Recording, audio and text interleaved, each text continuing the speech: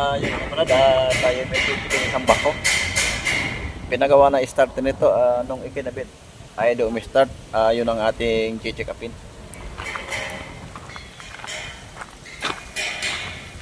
Buo tayo ng kabundukan. Ayan. Mataas tong ating pwesto. Ayan o, kita natin yung mga ano sa baba. Ito, napakalaking bako ang ating gagawin. Oh, nasaan ang starter nito?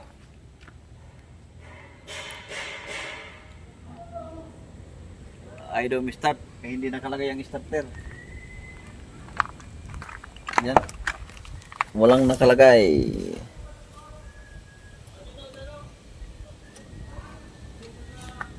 Checkin natin, wala starter eh.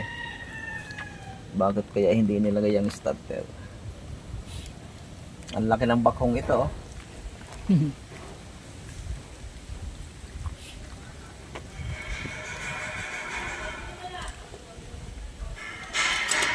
Up, magtitesting po nito ay mga professional lamang ang gumagawa. Pag-test lamang po yan. Para malaman natin kung malakas. Malakas. Lagapak na eh. Saan kaya? Saan kaya nilagay ang starter nito?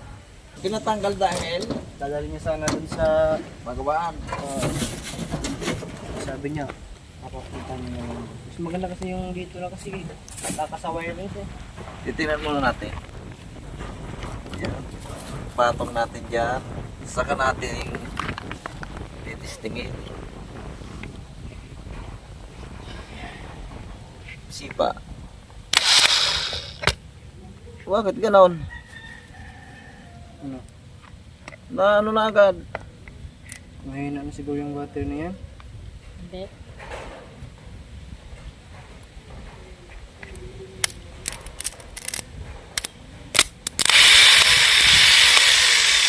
Ayos naman ah. Bakit ganon?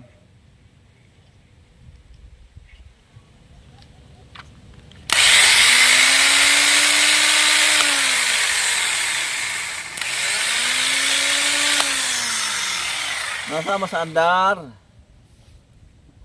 Sumasama. Pag nilagay ito dyan, walang imik. Hindi talaga naglidundo yung sa galang sa saslian. Wala, tinan nyo. Oh. Oh, pag nilagay natin dyan, oh, start. Oh, nasama sa andar. Ito ay patayin na ang susi. Diretso pa rin ang ikot ng starter. Buksan muna natin.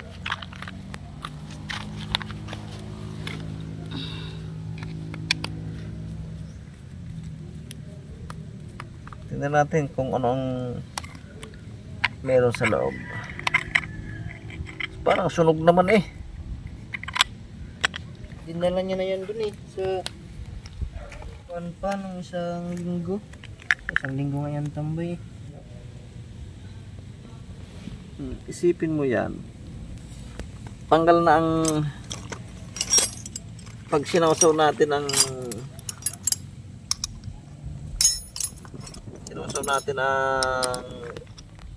battery, pag tanggal na ito, naikot pa rin ang starter. Subukan kong tanggalin yung round. Yeah. Kasi natin yan.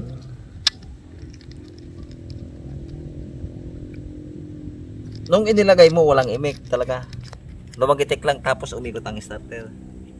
Walang ikot. Kahit yung hindi na ganun. Okay, ilalabas ko muna ito.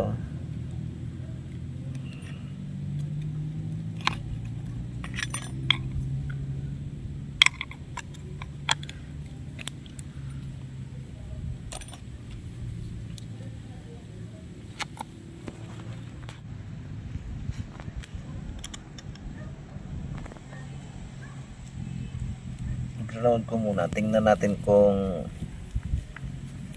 maganda yung sipa ngayon kung hindi nabitaw. Kung bibitaw na siya.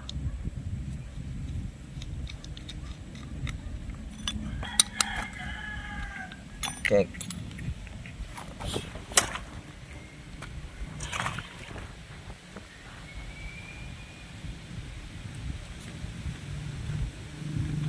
Checkin natin.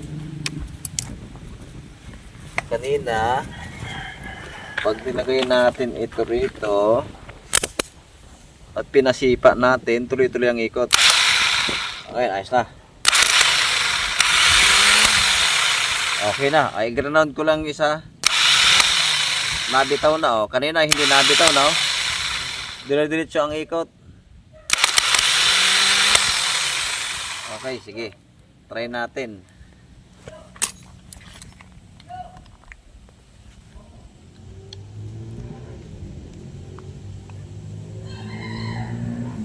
I-ground ko yung, kasi dito naka-ground yung isang rewind ng solenoid, nakaipit yun doon sa platino.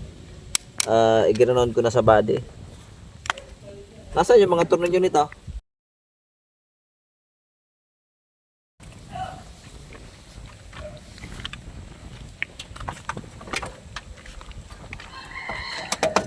Wow, medyo alangan pala. Hirap tanggalin.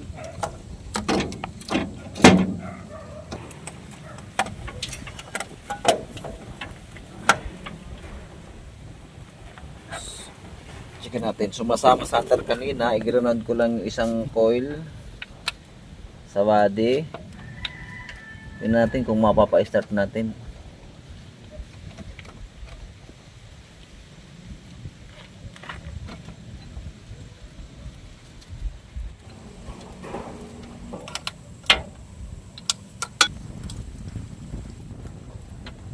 Wala daw contact pag ini-start.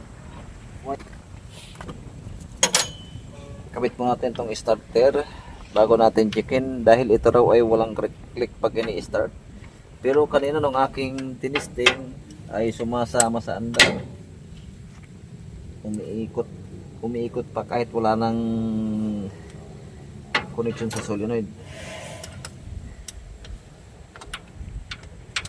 Tik.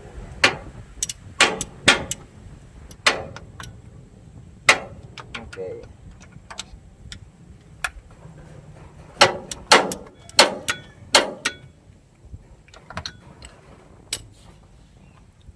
Natin kung ano ang findings, bakit ito ay ayaw umimik pag in-start.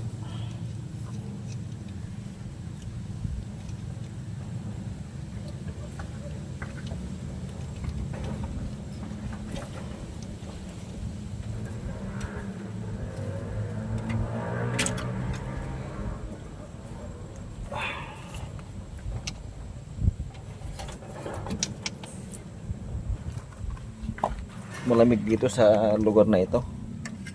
Medyo mataas tong ating kinalatatayuan. Taas ang lugar na ito. Okay, let's see.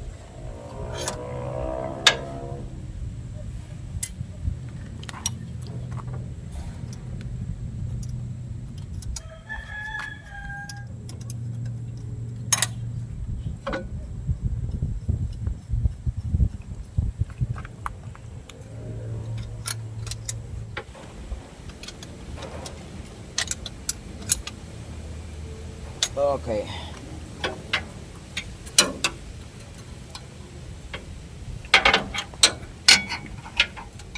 Kubit natin tong start tick.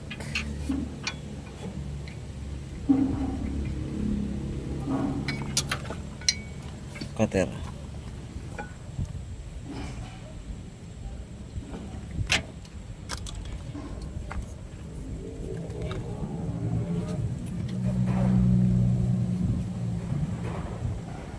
Okay. Checkin mo natin saan mo nakalagay ang battery. Ito pala. Oh, may battery pala dito eh.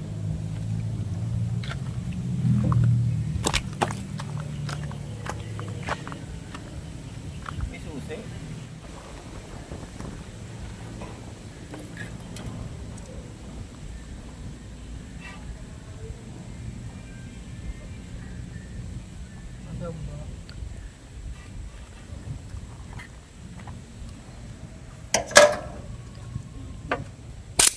Wala ko sa battery. Pero bakit ayaw mi-start? Nagapak na eh.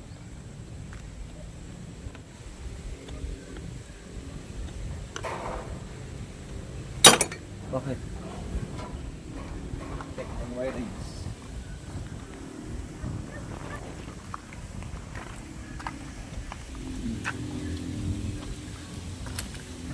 Ayun pala, may susi pala.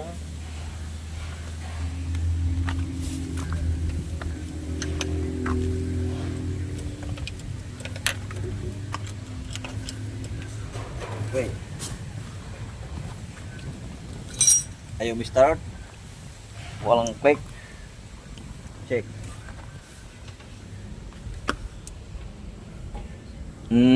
Ito ang problema.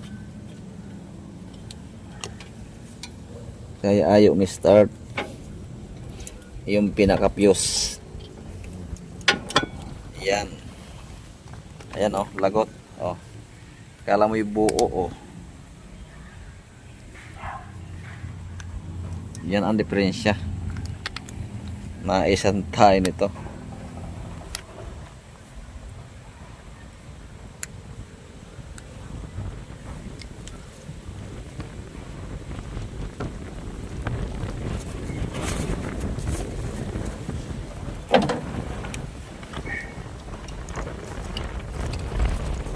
Okay, testingin natin.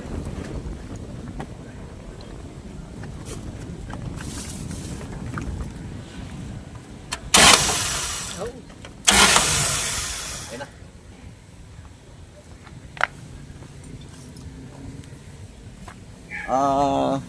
Kaya pala hindi nila ito mapaandar. Unang-una, sira yung fuse. Pangalawa, nasama sa andar ito pag ini-start. Pag start mo, diretso ikot. Ang ginawa ko, ground ko lang yung isang coil ng solenoid. Dalawang coil yun, isa start tech, yung isa nakasama doon sa platino, papasok dito sa loob. I-ground ko na lang, ito-drill ko na lang doon sa labi ng solenoid.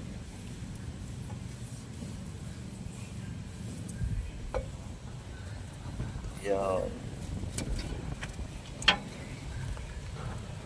Ito lang naging problema, kaya pala hindi nila ito mapa-start. Nasaan na kaya operator?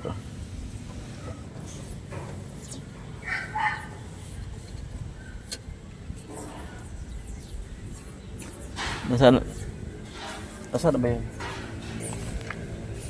Ay, ang ganda ng ginagawang machine dito.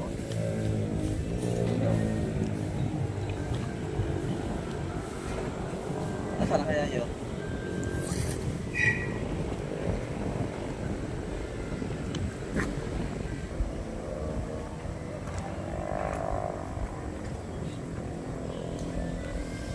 Yan, ito na yung operator. Ipapatesting na natin. Ang naging problema kanina ay nasa masandar. Ngayon naman, nung naikabit ko yung starter, dito oh, lagot yung fuse dito, yung main fuse lagot.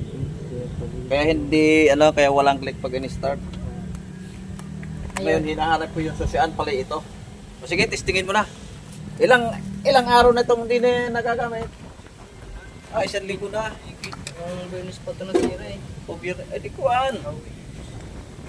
Dalawang linggo na.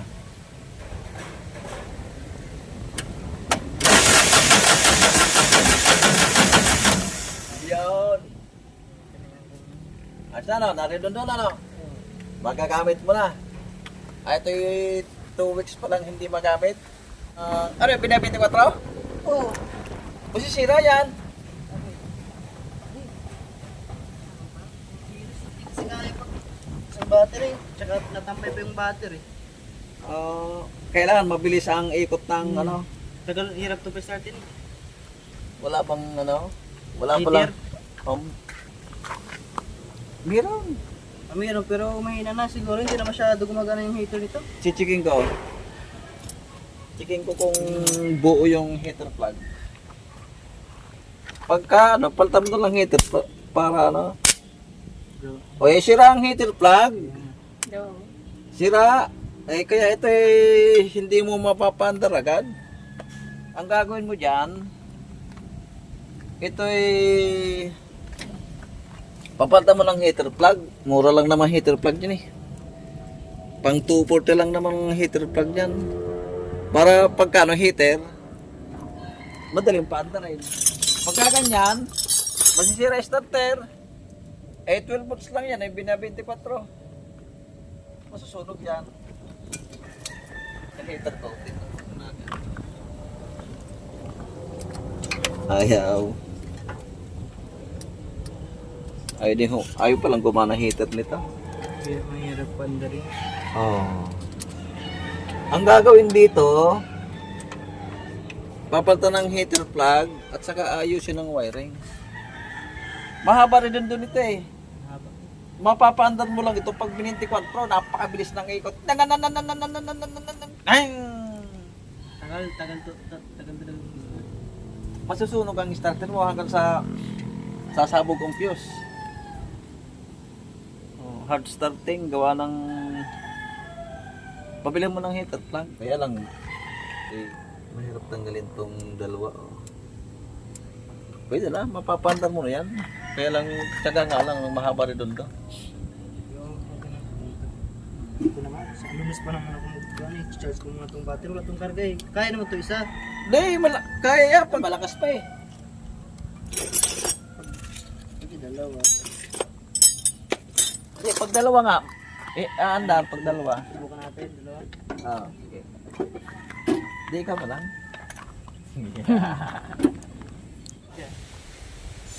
Tumawag sa akin si Huwag nga daw na walang pag in-start.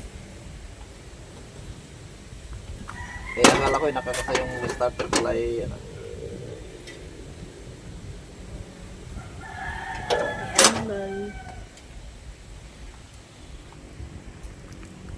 walang dinamo yung malakas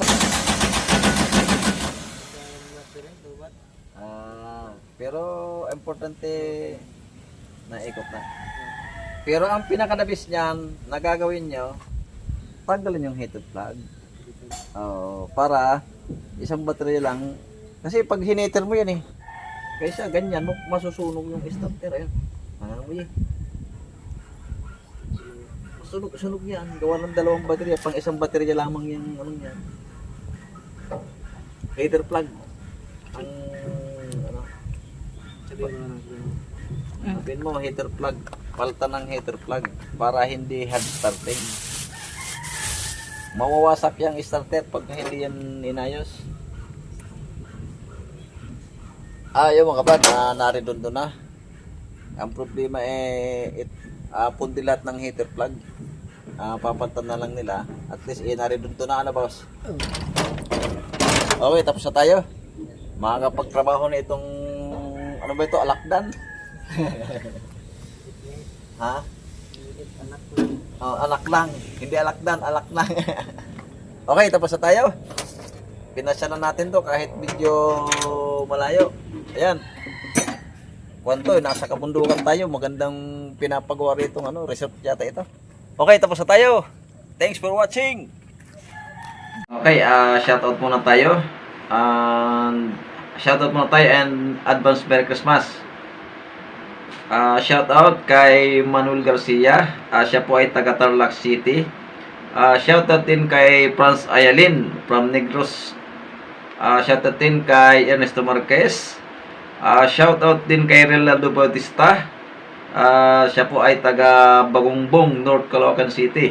Shoutout din kay Joe Aguirre from Lamian, Quezao, Pililla, Rizal. Shoutout din kay Macario Sampayan. Shoutout din kay Balba Angelito. Siyempre, shoutout din sa lahat ng mga silent viewers, subscribers. Siyempre, maraming salamat po. Sa mga hindi pa po nakapag-subscribe, pahingin naman po ng isang subscribe. Malaking tulong na po yun sa akin at sa aming mga content creator. Maraming salamat po. Muli, advance Merry Christmas sa inyong lahat.